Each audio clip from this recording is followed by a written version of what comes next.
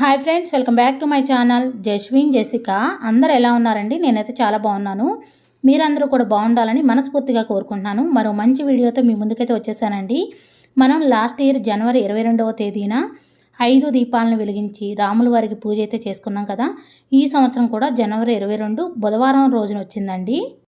కోట్లాది మంది హిందువుల విశ్వాసం పోయిన సంవత్సరం 2024లో జనవరి 22వ తేదీన అంగరంగ వైభవంగా అయోధ్యలో రాములవారి విగ్రహం ప్రతిష్ఠించబడింది.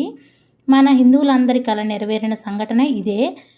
గత ఏడాది జనవరి 22న ఉత్తరప్రదేశ్లోని అయోధ్యలో బాలరామ విగ్రహం ప్రతిష్టాపన జరిగిన రోజు.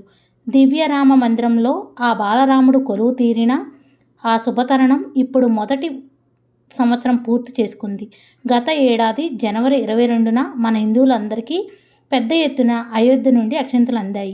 ఈ పవిత్రమైన అక్షింతలను ప్రతి ఒక్కరూ పూజ గదిలో భద్రపరుచుకొని శ్రీరాముణ్ణి పూజించారు. ఎంతో శుభముహూర్తమైన జనవరి 22న మధ్యాహ్నం 12 గంటలకు రాముల వారి విగ్రహం ప్రతిష్ఠించిన రోజున ప్రతి హిందువుల ఇంట్లో అయోధ్య అక్షింతలతో పూజ చేసుకొని ప్రతి ఒక్కరూ 5 దీపాలు వెలిగించారు. అయితే మరి ఇంతటి పవిత్రమైన రోజు మళ్ళీ రాబోతుంది. గత సంవత్సరంలో ప్రతి హిందువు ఎంతో భక్తి శ్రద్ధలతో శ్రీరాముణ్ణి పూజించారు. ఇప్పుడు కూడా అంతే భక్తి శ్రద్ధలతో రాముల వారిని పూజించి కోటి జన్మల పుణ్యాన్ని మూటగట్టుకోండి. విష్ణుమూర్తి స్వరూపమే శ్రీరాముడు కాబట్టి ఈ జనవరి 22వ తేదీన బుధవారం నాడు విష్ణు స్వరూపమైన వెంకటేశ్వర స్వామిని కానీ శ్రీరాముని కానీ పూజించి అష్ట ఐశ్వర్యాలను పొందండి.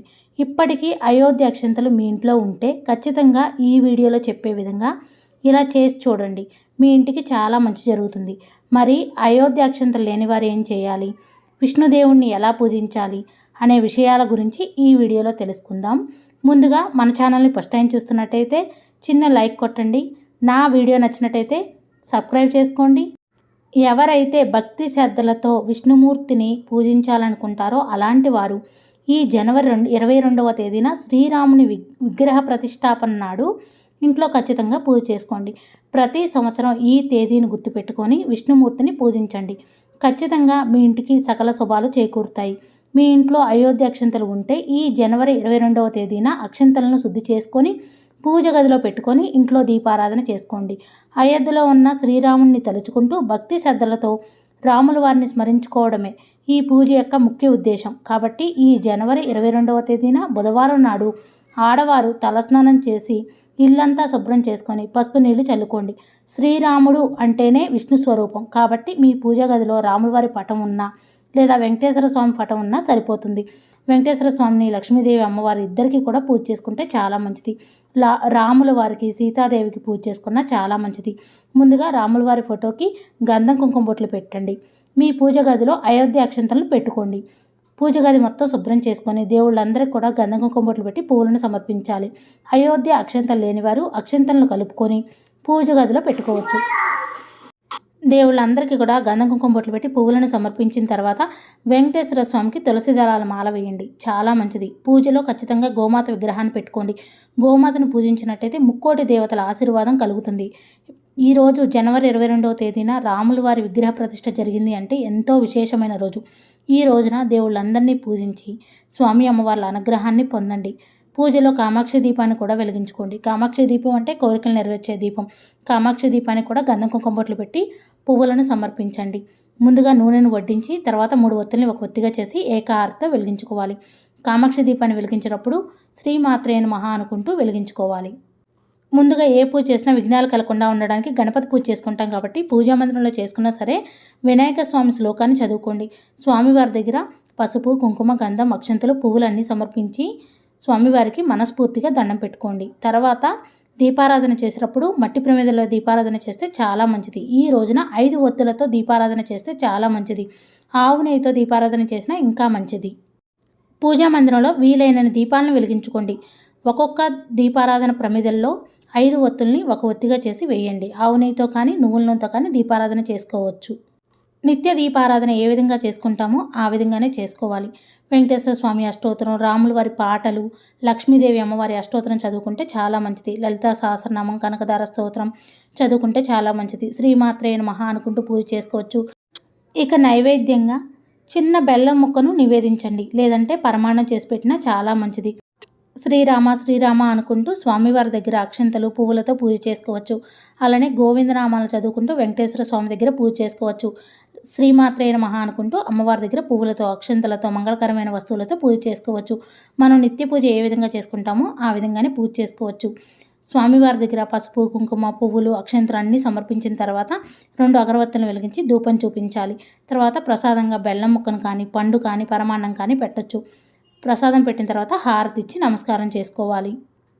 మీ దగ్గర అయోధ్య నుంచి తెచ్చుకున్న అక్షంతలు ఉంటే పూజలో పెట్టుకొని పూజ అంతా కంప్లీట్ అయిపోయిన తర్వాత మన భర్తతో మన తల మీద వేయించుకోవాలి. లేదంటే మీకు మీరైనా వేసుకోవచ్చు, పిల్లలకు మనం వేయొచ్చు. ఇంట్లో వాళ్ళందరూ కూడా అక్షంతల్ని తల మీద వేసుకుంటే మంచిది.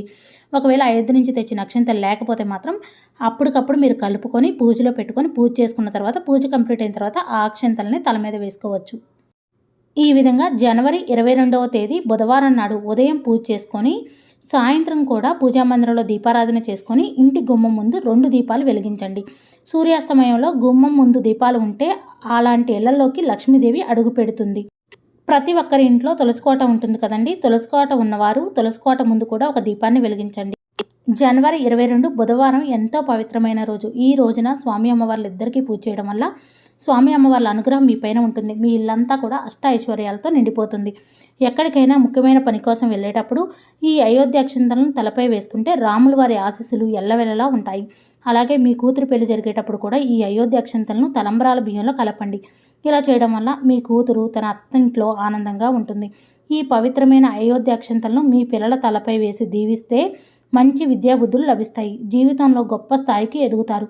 ప్రతినిత్యం రామనామం జపిస్తే చాలా మంచి జరుగుతుంది. శ్రీరామ జయ రామ జయ జయ రామ ఈ 13 అక్షరాల రామ మంత్రం చాలా శక్తివంతమైంది. ఈ మంత్రాన్ని ప్రతిరోజు జపిస్తే మీ జీవితంలో ఉన్న కష్టాలన్నీ తొలగిపోతాయి. పూర్వం రామదాసు అనే భక్తుడు ఈ మంత్రాన్ని జపించడం వల్ల రాముడి ప్రత్యక్ష దర్శనం పొందాడని పురాణాలు చెబుతున్నాయి. కాబట్టి రామనామం జపించడం కానీ, రామకోటిని రాయడం కానీ చేస్తే ఎన్నో శుభ ఫలితాలు కలుగుతాయి.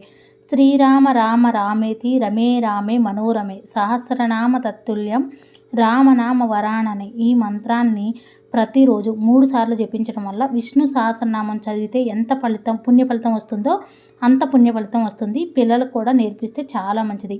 ప్రతిరోజు ఉదయం స్నానం చేసిన తర్వాత శ్రీరామ అని 108 సార్లు జపిస్తే మీ కుటుంబం అంతా సిరి సంపదలతో జీవిస్తారు. మీకు ఏ కష్టం వచ్చినా సరే శ్రీరామ అని 3 సార్లు పలికితే చాలు, మీకున్న కష్టాలన్నీ తొలగిపోతాయి. ఎవరైతే ప్రతిరోజు శ్రీరామ నామం జపిస్తారో వాళ్ళకి ఏది కోరుకున్నా సరే వెంటనే నెరవేరుతుందంట. ఏ దేవుడి నామం పలికినా ఆ నామం యొక్క దేవుడు మాత్రమే పలుకుతాడు. కానీ శ్రీరామ అనే నామాన్ని స్మరిస్తే 6 దేవతలు పలుకుతారంట. అది ఎలాగంటే రామ అంటే రాముడు పలుకుతాడు. రామ అనే శబ్దం ఎక్కడ ఉంటుందో అక్కడ హనుమంతుడు ఉంటాడు. హనుమంతుడే శ్రీరామలో శ్రీ అంటే మహాలక్ష్మి, రా అంటే విష్ణువు పలుకుతాడు, మా అంటే శివుడు పలుకుతాడు. శివుడు ఉన్న చోట పార్వతీదేవి ఉంటుంది. ఇలా ఒక్క నామం పలికితే 6 దేవతలు వచ్చి ఆశీర్వదిస్తారు.